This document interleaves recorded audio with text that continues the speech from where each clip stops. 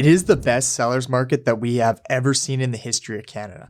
But selling your home in this market can come at its own set of problems. If you're thinking about selling and then having to buy afterwards, you don't want to miss this video. Hi everyone, it's Russ with the Mortlock Real Estate Group. I believe everyone is aware that in today's world, the real estate market is on fire. And for those people who are looking to cash out and take advantage of this once in a lifetime opportunity, it might be advantageous for you to sell. But with that great reward, usually comes some pain along the way. So if you need some guidance on how to navigate these challenging times, reach out to me directly and we can offer some insight into where you guys can get started. Before you start considering the process of selling your home, you need to think of a few things and have all the people that are going to be weighing in on these basic decisions a part of those conversations. I'm going to share my step-by-step process on what you need to consider before selling. Let's just start with these basic questions and make sure you have all the decision makers present. So if that's your kids, your brother, your wife, your partners, whoever needs to be involved in that conversation, make sure that everyone's present so you guys can hash this out all at once instead of going back and forth. And then a couple months down the line, some new family member comes into the picture to give you some advice on what to do and what not to do when you're looking to sell your home. Okay, so these questions are going to seem super basic, but I believe they're a must when you're considering selling your home that you need to ask yourself. What is your main reason for selling? Because in this market right now, if you're looking to downsize and you need to sell that home and you're finding something that you and your partner can live in for the next 20 years, that's going to be a bungalow, not have any stairs, well, that is a very specific kind of property. So it might be very tough in order for you guys to find that. So moving ahead, you need to ask, what is your reason why you're selling? And is it going to be helping us with the future? The second question you guys need to ask before selling is, what is it about our current house that's no longer working for us? Like I alluded to in the first question there, are stairs kind of getting in the way? You guys are now all of a sudden having some health problems and the home just isn't quite working for you? Or is your family growing? You've had another kid or you're expecting a kid along the way, or you just don't want to take care of the big house.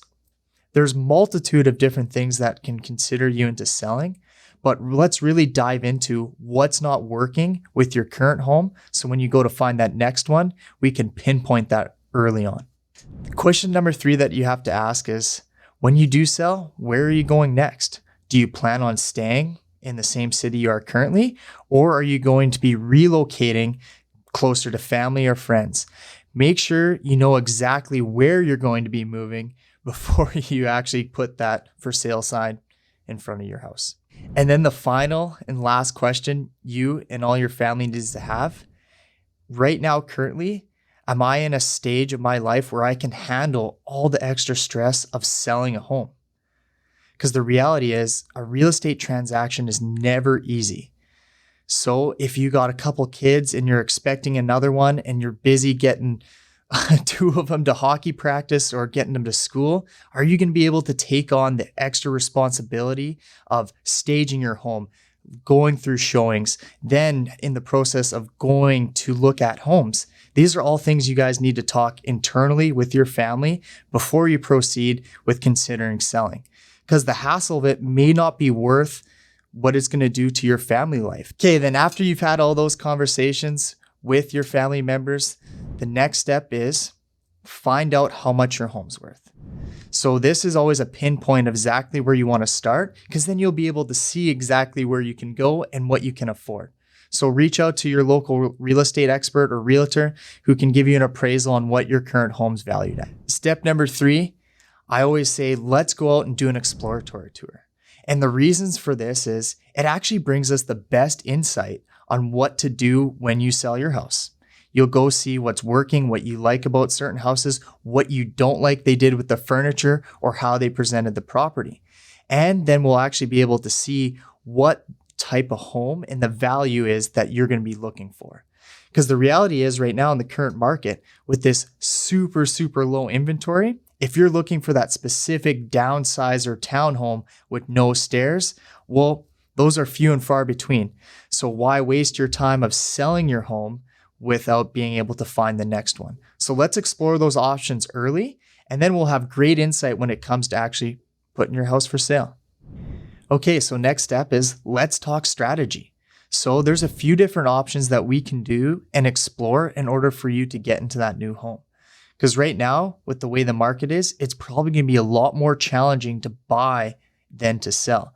So let's look at some options here. You can do a HELOC line of credit on your current home if you have that equity to potentially buy that property first. We can maybe even consider doing a leaseback option where you'll be able to sell your property and then the new owners can lease it back to you for a current period of time. There's a few different things that we can explore before listing your house for sale. Another option that might work is you're able to buy both properties. So let's see exactly what's going to be the best fit for you. Okay, so now we've gone out, we've explored homes, we've pinpointed exactly what you're looking for. Okay, so what are we going to do? Are we going to be able to purchase that home without selling yours? Are we able to do that line of credit like we touched on earlier? Or are we going to have to sell your place in order to buy the next one? Because in today's market, it is very challenging having a seller subject on your home. And that's something you need to be aware of right from the forefront. This could be something that actually withholds some price from you guys when you do sell, having a subject like that on the property sale. Okay, so now we've decided that we're going to put your home for sale. Let's talk marketing. So some common seller misconceptions right now with the current market is that, hey, it's going to sell instantly. You just stick that sign in the front lawn and we're going to get an offer on it. What in reality is there's going to be still a lot of things behind the scenes that we need to do to ensure that you get top dollar and make it a smooth transition into the next property. One thing that we highly recommend doing is getting a pre-home inspection. This way we'll have a third party come in, identify any problems or any things that could hold up in the sale of your property prior to getting it listed. This is very appealing to people in a busy market because then they know that the quality of the home is going to be stood for exactly what they saw when they viewed it, and that there might not be any behind the scene problems later on down the line. My main message from this video is just make sure you guys aren't skipping the most basic steps when you're going to sell your home.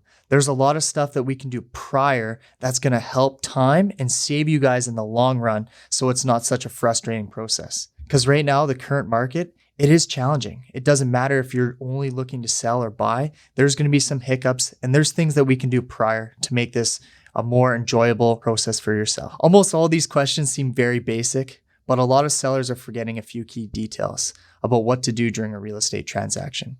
And if you'd like some help or some guidance, please reach out to me directly at kelownahomesource.com. Thank you very much.